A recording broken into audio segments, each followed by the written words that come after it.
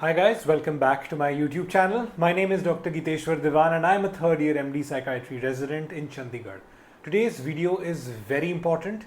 We are going to discuss what are all the variables which have to be taken into account when you are choosing your MBBS college.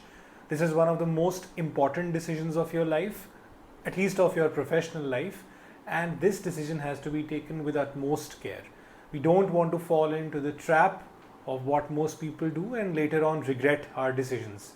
Any decision, when done in a systematic fashion, taking into account all the possible variables, helps us to yield the best possible result.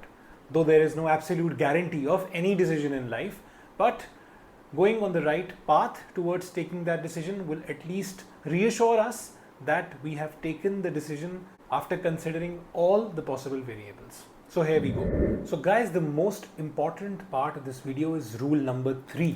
But before we trudge on to rule number 3, it is important to discuss rule number 1 and rule number 2, because once we are through with the first two rules, can we really go to the material facts? Rule number 1 and the most important rule before we start talking about the real variables: ignore the hearsay. There are a lot of people who will advise you, तुझे ये करना चाहिए, तुझे ये वाला college लेना चाहिए. So a lot of people around you, especially your relatives, your family friends, will come, will talk to your parents and even advise you that you should go for a certain college. That particular college or that particular hospital may be the definition of the best hospital in their own sweet mind, and that may not be the absolute reality out there. So you have to take that with a pinch of salt, you as well as your parents, both of you, and not dive deep into what other people have to say, even if they are belonging to a particular medical background, because not everyone knows everything about the field of medicine. Somebody who's done MBBS 30 years back may not know what the current condition is. Definitely, if they're a doctor, they will be able to give you a much more solid advice than somebody who's not a doctor. But trends keep on changing, colleges keep on transforming, things change all the time. So it is better that you don't go on the hearsay, which brings us to rule number 2. Do your own research. It should be evidence-backed. It should be done on a regular basis, especially till the time your counseling is out there. Even if you have hired a counselor to help you choose a college, you still have to ensure that whatever he's guiding you is evidence-based. You can use online platforms like YouTube, Reddit, take direct inputs from seniors in that college. There are so many good platforms on which you can directly message them. You can message them on Facebook, Instagram, maybe use Gmail if you are able to find the email address of seniors studying in some particular colleges which you are trying to shortlist for yourself. Take first-hand experiences of what people have to say. These days, there is some social media influencer, medical student from every college. Try to reach out to them. See what they have to say about their own college. What is the on-ground reality? Do your own research. If you are a parent who is seeing this video, it is very important for you as well to search it on Google, read about what people have to say, and also about the city you are sending your child into. What about the city? What about the amenities? What about the hostels?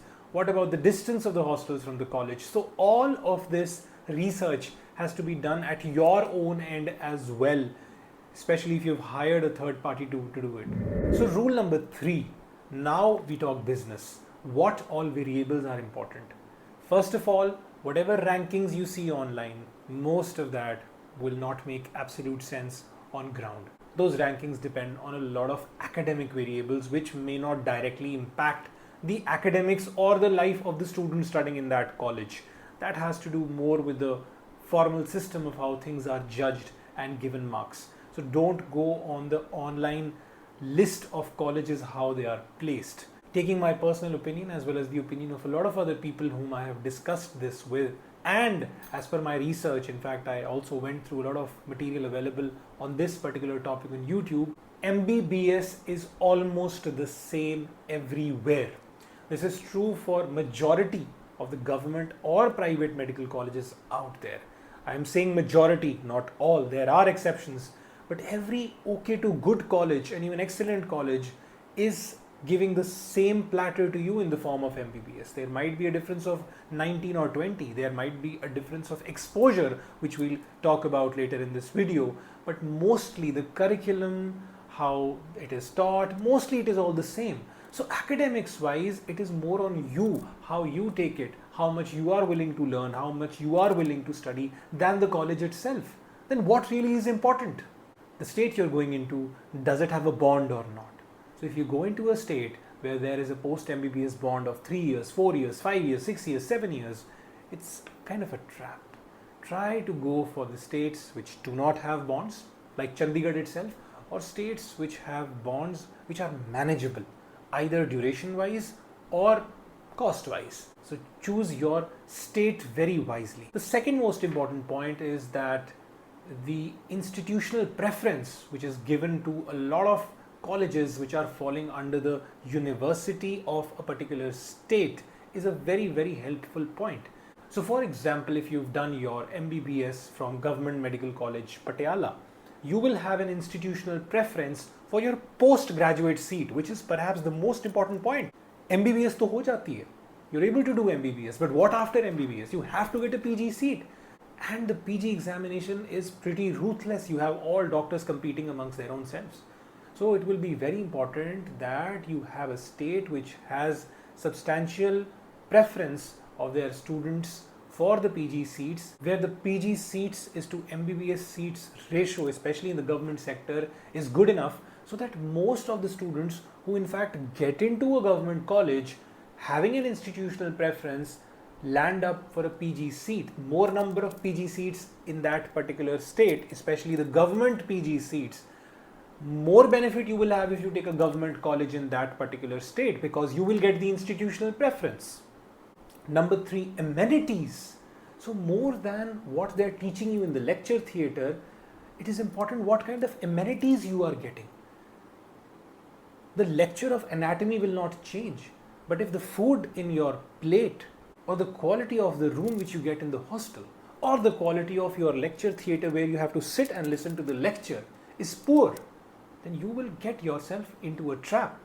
So the amenities being offered at the medical college should be at par with at least the above average standards of what you expect going into a college.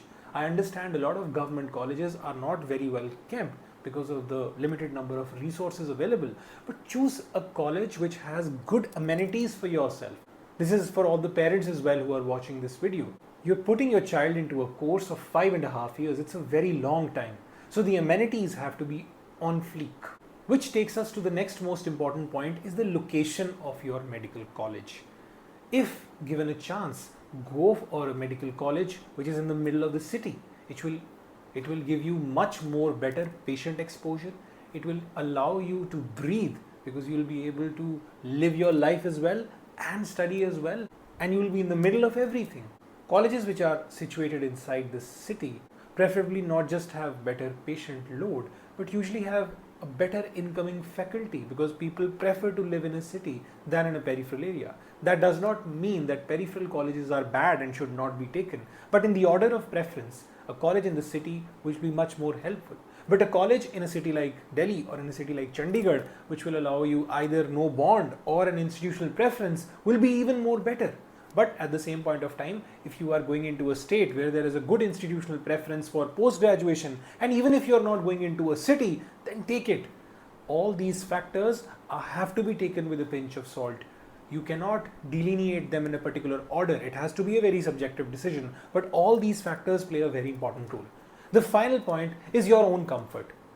Chasing a particular college in other end of the country, being a South Indian, going to North India, while you had an option in your own state, is perhaps not the best decision. MBBS is a long journey. Medical journey is a very long journey. Graduation, post-graduation, super specialization, it tears and burns you out.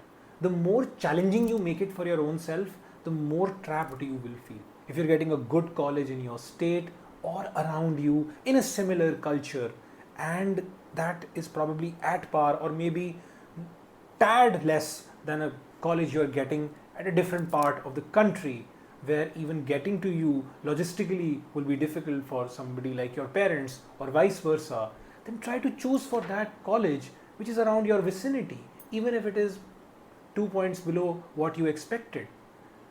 At the end of the day, we are not just doctors, we're human beings as well, and we have to take care of our own selves as well and understand that doing such a difficult degree comes with a lot of personal challenges as well. It's not just about the culture, it's about food, it's about language and many more things. Having said that, if you are getting a college in a different part of the country and that is your only option, then definitely go for it. As I said, this is a mixed bag. We have to choose what suits us the best. It's not a hard and fast rule for anything. But these are one of the most important points which you should take care of while choosing your medical undergraduate college. Thank you.